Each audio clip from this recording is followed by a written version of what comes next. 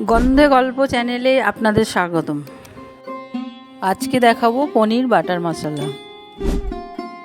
নিয়েছি মগজদানা, পোস্ত, কাজু এবং কিশমিশ। আর নিয়েছি শুকনো লঙ্কা, তেজপাতা, কাঁচা লঙ্কা, মরিচ গুঁড়ো ও কসুরি মেথি ভেজে নিয়েছি। এরপর পনিরটা কেটে নিয়েছি। এবার পনিরগুলো ভেজে নেব।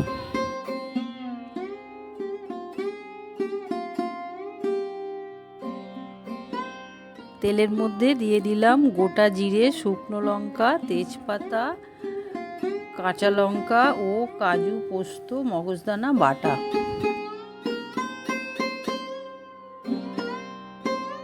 এবারে মশলার জলটা দিয়ে দেব। অল্প গুঁড়ো হলুদ দিলাম।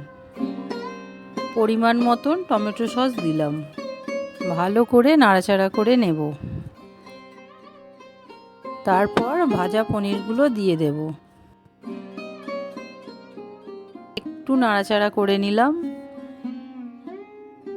পরিমাণ মতন জল দিয়ে দেব। পরিমাণ মতন নুন এবং চিনি দিলাম। 7 মিনিট ফুটিয়ে নেব। অল্প বাটার দিলাম, আপনারা চাইলে বেশি দিতে পারেন। সামরিচ গুঁড়ো, কসুরি মেথি। একটু নাড়াচাড়া করে নামিয়ে নেব।